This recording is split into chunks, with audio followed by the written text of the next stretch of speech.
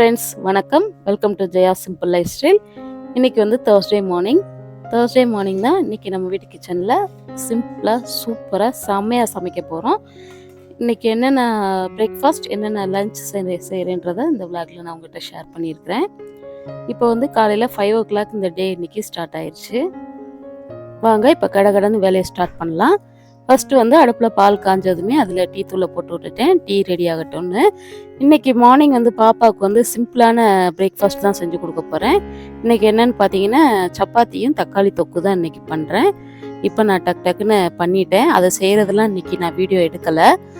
யூஸ்வலாக செய்கிற மாதிரி தான் எல்லோரும் பண்ணுற நார்மலான தக்காளி தொக்கு தான் செஞ்சுருக்கிறேன் இன்றைக்கி. அதுமாதிரி ஸ்நாக்ஸுக்கு பார்த்தீங்கன்னா வேர்க்கடலை தான் வச்சுருக்கிறேன், வறுத்த வேர்க்கடலை.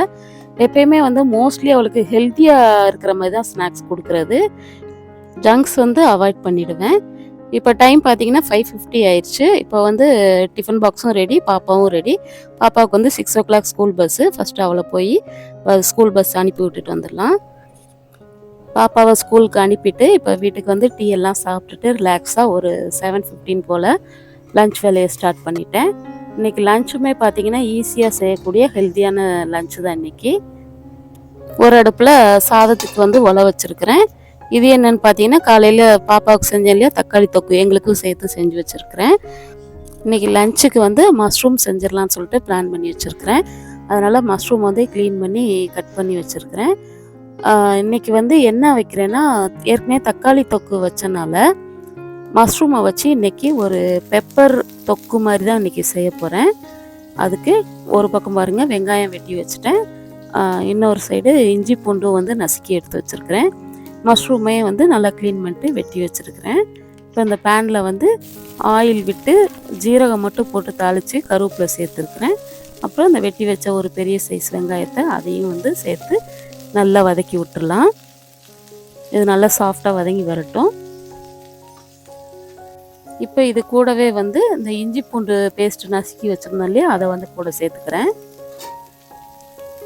இதுவும் நல்லா பச்சை வாசனை போகிற அளவுக்கு நல்லா வதக்கி எடுத்துக்கலாம். அடுத்து க்ளீன் பண்ணி வச்ச அந்த மஷ்ரூமையும் கூட சேர்த்துக்கிறேன். இதுவும் நல்லா வதங்கி வரட்டும். மஷ்ரூம் வேகிறதுக்கெலாம் வந்து சீக்கிரம் வெந்துடும். அது மாதிரி நம்ம இதுக்கு தண்ணிலாம் ஊற்ற வேண்டாம். மஷ்ரூமில் இருந்தே வந்து பார்த்திங்கன்னா நிறைய தண்ணி விடும்.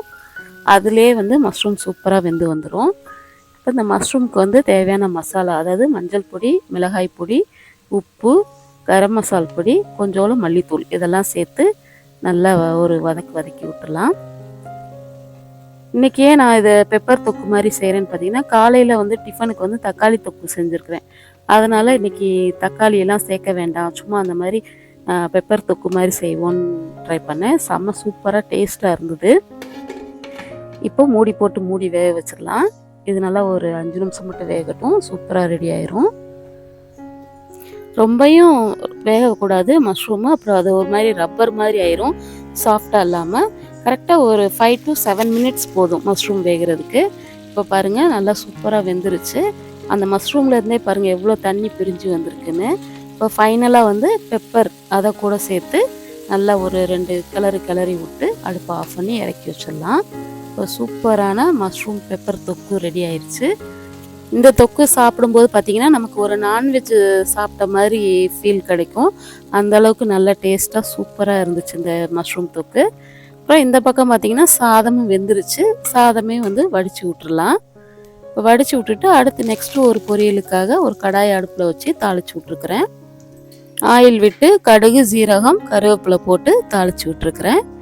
அடுத்து கூடவே வந்து ஒரு பெரிய வெங்காயத்தை வந்து பொடியாக நறுக்கியிருக்கேன், அதை சேர்த்து நல்லா வதக்கிடலாம்.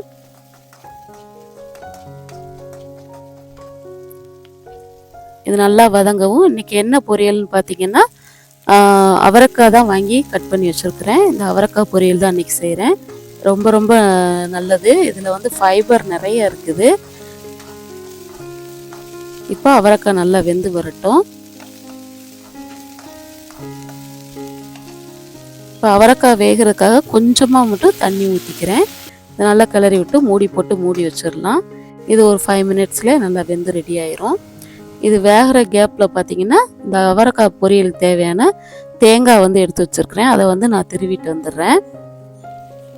இப்போ பாருங்கள் காய் நல்லா வெந்துருச்சு, ஒரு 75% வெந்துருச்சு. இப்போ வந்து அதுக்கு வந்து கூட மசாலா தான் இன்றைக்கி போடுறேன். அதாவது ஒன்றும் இல்லை, மஞ்சள் தூள், மிளகாய் தூள், உப்பு இது 3 மட்டும்தான் போட்டு 2 கிளறி விட்டுருக்கேன். இந்த மசாலாவோட பச்சை வாசனை போகிற அளவுக்கு நல்லா வதக்கிக்கலாம். இது வதங்குற கேப்பில் பார்த்தீங்கன்னா, காலையில் பாப்பாவுக்கு செஞ்சது போக மீதம் எங்களுக்கு வந்து மாவு பிசைஞ்சு வச்சுருந்தேன் இல்லையா, அதில் வந்து டக்குன்னு எங்களுக்கு சப்பாத்தியும் ஒரு அடுப்பில் ரெடி பண்ணிக்கிறேன். அடுத்து ஃபைனலாக வந்து அவரைக்காய்க்கு தேங்காய் பூவும் திருவிட்டு வந்துட்டு அதையும் கூட சேர்த்து கிளறி விட்டு ஒரு 5 நிமிஷம் மட்டும் மூடி வச்சோம்னா அவரைக்காய் பொரியலும் வந்து சூப்பராக ரெடி ஆயிடுச்சு.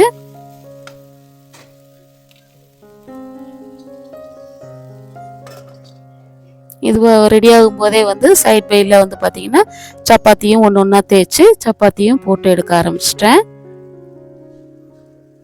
இப்போ டக்குன்னு எல்லா சப்பாத்தியுமே போட்டு எடுத்துட்டேன்.